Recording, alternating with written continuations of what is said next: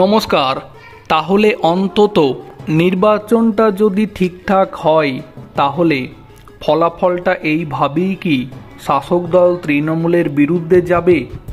নন্দীগ্রামে সমবায় নির্বাচনে ধরাশায়ী শাসক দল তৃণমূল, উড়ল গেরুয়া আবির। নন্দীগ্রামের মোহাম্মদপুর সমবায় সমিতিতে নির্বাচন ছিল গতকাল রবিবার।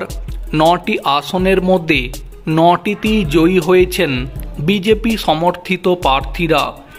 এই জয় মানুষের জয় দাবি করেছে বিজেপি। তাদের দাবি, সামনে আরও বড় জয় অপেক্ষা করে আছে। নন্দীগ্রামের মোহাম্মদপুরে সমবায় সমিতিতে এদিন শান্তিপূর্ণভাবেই নির্বাচন সম্পূর্ণ হয়। এই সমবায় সমিতিতে মোট 9টি আসন ছিল।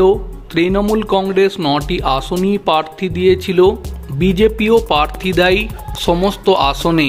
ফলাফল বের হওয়ার পরে দেখা যায় সবকটি আসনেই জয়ী হয়েছে বিজেপি। তৃণমূল কংগ্রেস এখানে খাতা খুলতেই পারেনি।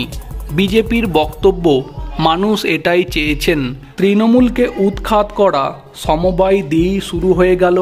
আগামী দিনে সর্বস্তর থেকেই উৎখাত করা হবে তৃণমূলকে।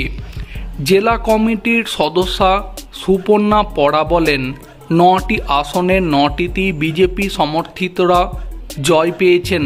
আমরা মনোনয়নের দিন প্রতিজ্ঞা করেছিলাম যে এখানে বিরোধী শূন্য করব, কারণ এই মাটি আমাদের বিজেপি শক্ত ঘাঁটি। এখানে দুর্নীতিবাজদের কোনো জায়গা নেই। যদিও এই ফলাফল নিয়ে এখনও শাসক দল তৃণমূলের কারুর কাছ থেকে কোনো প্রতিক্রিয়া পাওয়া যায়নি।